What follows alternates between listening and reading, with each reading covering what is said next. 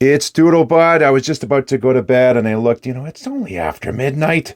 I got time to give you my top 10 pens from 2022, but let's be quick so I can get to bed. The first pen out of the case, this is actually my oldest pen now too. This is a Parker Dual-Fold Senior, and I think there's even another word in there like Streamline or something like that, but I picked this one up in, used it, needed some TLC. I have full videos on all the pens that I'm going to go through today, but I restored it, worked on it, and it's a really great pen. It looks nice, the beautiful materials, all that stuff. Got some nice shine to it. Got the nib all polished up and everything. I could actually maybe even polish it a little bit more. I haven't used it for a little bit. Has this Christmas tree feed if we can get some type of contrast on there, but it's a really cool feed. Got that all polished up as well. Button filler. I don't have any other button filler pens. And it's just a beautiful writer. You pop some ink into it and it just sits in your hand just wonderfully. I have a large hand, and so I wanted the senior size, the larger pen. A lot of times you don't want to post them because over time, jamming it on can put stress in here, maybe crack it. But if you want to, just put it on, just very gentle and just a tiny little press, and then you can fit it on there. But I usually just go unposted with the pen. Lovely writer, no crazy action on the nib, but it just lays down ink, and it's a unique feeling compared to all my other pens and nibs.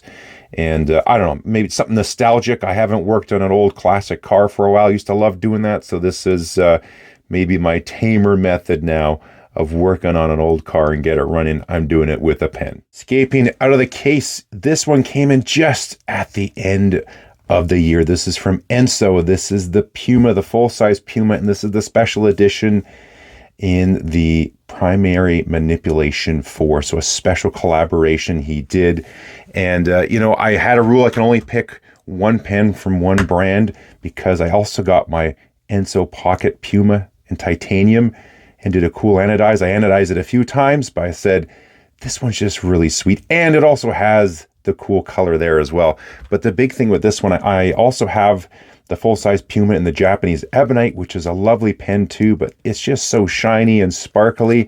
And this also has a gold nib on it, and it writes like a dream. When I first got it, the nib was a bit tight, a touch dry, but I just wrote with it for like a week and a half, and now it just self-corrected. And I absolutely love writing with this pen, journaling, drawing, whatever I'm doing. I find myself reaching for this pen fairly frequently. So yeah, sneaky entry right before the wire, but I absolutely love this pen. This next one is a pen that I will talk about forever. And it's a cool pen, but in an even cooler find. $20 is what I paid for this Montblanc M. Again, got videos on all these you can watch. Why was this pen only $20? Is it legit? Yes. So yeah, I've always wanted one of these. They're crazy expensive. A late night Facebook Marketplace browse, and the next day $20 in exchange for this thing. You can find out why it was only $20. Like I said, the nib essentially was messed up, but I brought that nib back to life, spent some time, showed the process, and it writes just superb now. It is such a super smooth writer, nothing like it. This is just a beloved writer right now compared with all my other pens. And the nib too, it got all screwed up, so I had to make the best of it. Put it up nice and steep. It runs like about a fine, maybe even extra fine. Run it low. You can even go super low, write it this way, and it's a thick broad. So it's a zoom nib on one side, flip it over, and it's like a fine, almost extra fine cursive italic, and gives some nice accent on the back. You got the whole twisty magnetic cap thing as well. It spins and does that. All those sort of cool things. Watch the video for more details. But yeah, $20 for this pen. And the fact that the nib is messed up and it writes really cool the way it does now, almost makes it better. So far I showed off some kind of expensive pens. This is one that is fairly affordable. You can get in different finishes too, but this is the Monteverde Ritma. This is the carbon fiber one, and this thing is just super cool. Magnetic cap as well. And, oh, let me show you something that I found. I think Monteverde is talking trash to Montblanc. Okay, so I might be reading too much into this, but just tell me what you think. So on here, they talk about the whole mechanism on this pen. But one thing they say on here, because they're talking about this magnetic cap, there's no need to twist off. Just gently pull the cap and listen for the slight popping sound. Well, yeah, so you just obviously pop it off and slide it on. And there's a lot of pens that do that. You know, they have magnetic caps. They're saying you don't have to twist the cap because they're comparing it to threaded. I think, I don't know, tell me if I'm wrong, but on the Montblanc, you can do that too, but they even show like the more elegant way to remove the cap because it is magnetic and it's polarized. You can feel the pull, is you twist it and then it pops off. So are they sort of saying, oh, with our design, you don't have to twist it to pop it off. You just do it this way because it's designed better. I don't know. That might be just me stretching things, but when I read that, I was like, wait a second. Forget about the drama for a minute. On its own, fantastic pen. Yes, it has a fun stub, and a fun stub is just fun. They're great nibs to play around with. And on this pen, for me, it's lots of fun. I also got an extra fine nib that came with it too. That wrote wonderfully, but for some reason on this pen, the stub has stuck.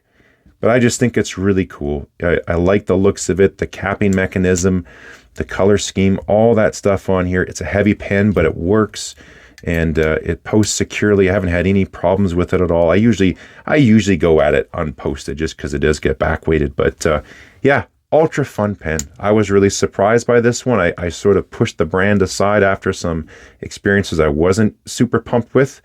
But with this pen, I think it's a real winner. You can just see the end of it sticking out the case. It's got a shiny bit on the end. It's got a Swarovski crystal, which is just a polished piece of glass. But this is the Cross Peerless in titanium gray, which to me really looks brown. Whatever. This is my first Cross pen. Picked it up from a member of the Vancouver Pen Club at a pen meet. And this one was up for sale. And I saw this. I was like, oh, look at that beautiful pen. I'm still not in love with the clip. I know that's part of their design and they're staying true to it, which is totally fine. To me, it's just too much of a kind of hook nose type. It should be a little, I don't know, just not as much of a bump, but whatever, that's their thing. But it took a while for this pen to grow on me. And actually what got me to love this pen even more was when I used it on Regalia paper.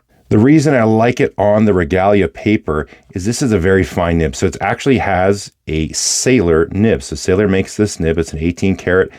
There's only like one or two Sailor pens. Oh, sorry, bumped you there. There's only one or two Sailor pens that interest me. And they still don't do a ton for me. But, you know, the fact that this pen has a Sailor nib, this is sort of the best of both worlds for me. I like the styling of this a lot better.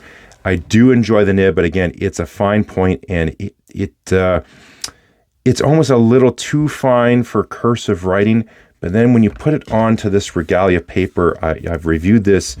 It is just absolutely lovely. It just sort of softens the edges a little bit more, and it's just not as harsh for such a fine tipped pen.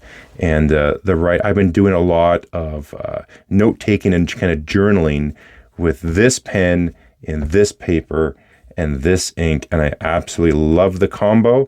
And I've really been enjoying this pen a lot more since I found the right mix for them all. So yeah, just there's lots of great things. Again, I got reviews on everything, even how you post it. It just does that nice, beautiful little snap, how it fits in there. So if you want more details, again, check the reviews on any of the stuff I've mentioned on here. But the Cross Peerless, I love it. And the last pen to come out of the case is this little dude right here, this vintage Pilot Elite. I know the E95S, or they also call it the Elite 2. The modern ones are super popular, and it's a great deal. All this sort of stuff, gold nib, Pilot pen. Yep, I just couldn't stand the looks of it. It just did not do it for me. But then I found this vintage one, and I saw this cap, and just even the font on that Elite, it is just, to me, this is just perfect and super classy.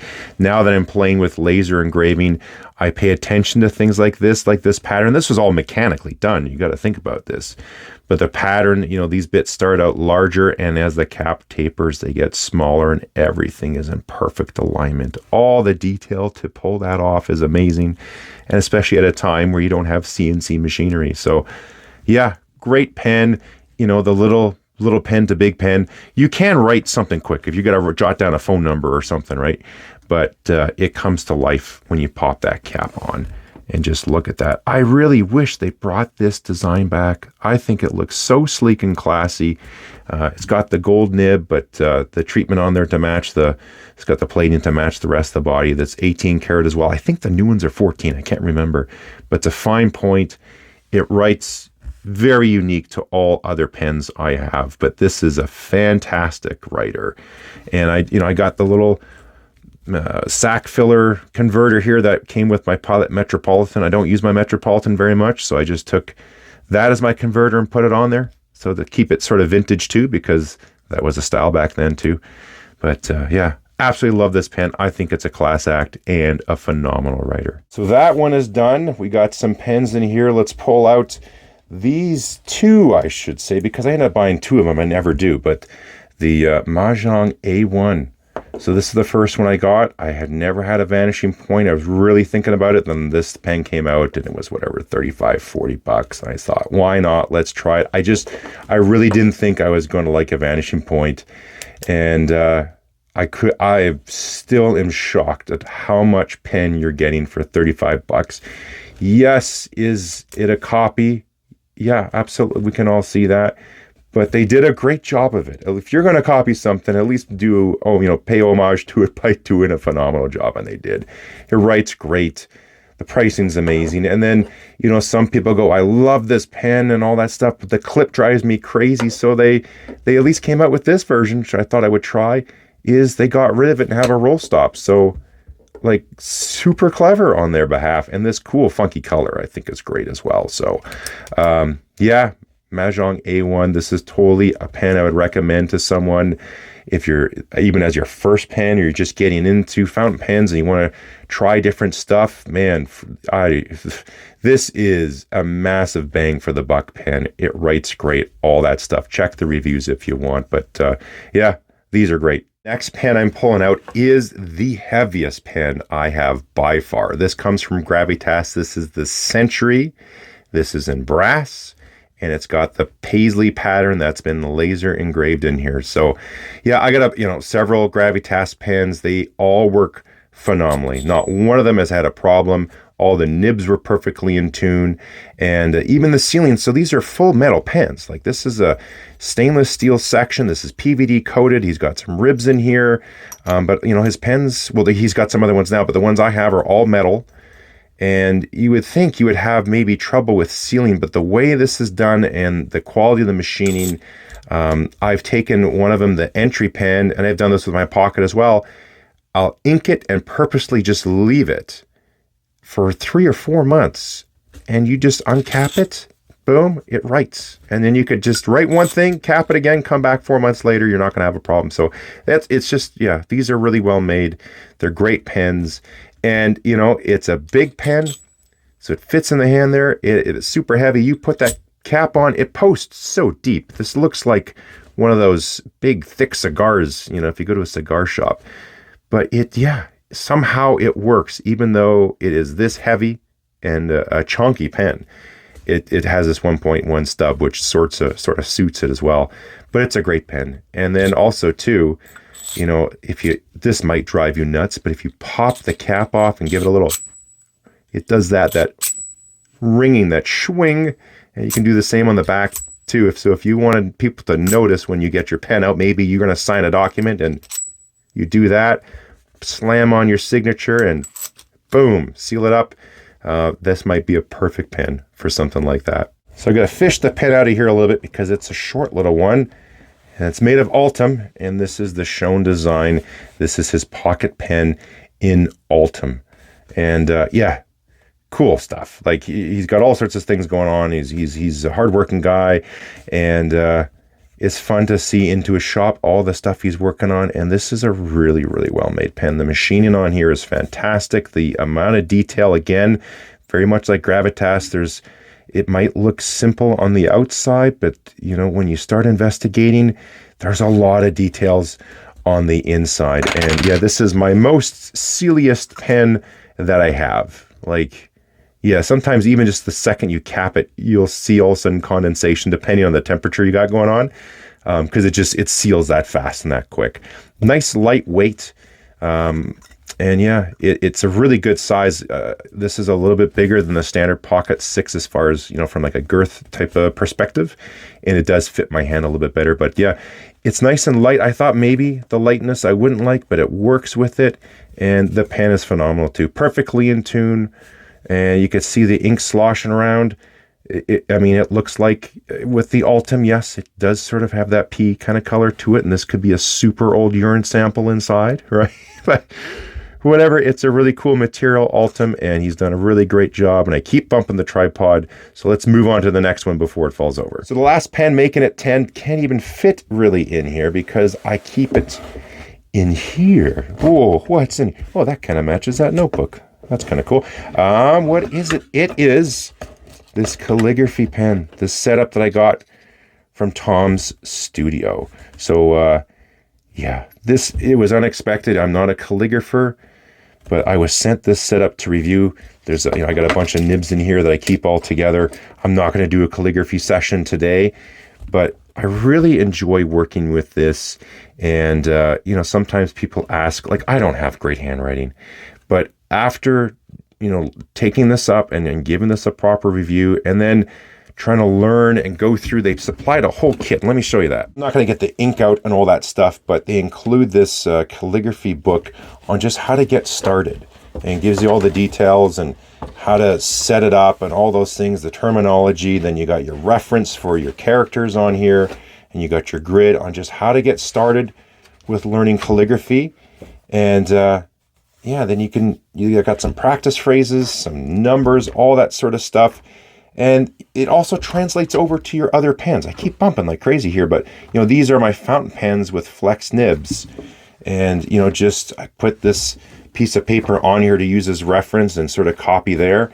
It does turn out much more beautiful when you use a dip pen and a proper nib and all that setup. But yeah, it's a great thing. It's that moment is in where you focus on nothing else but you're writing, and you take an extreme amount of time and care when you're doing it.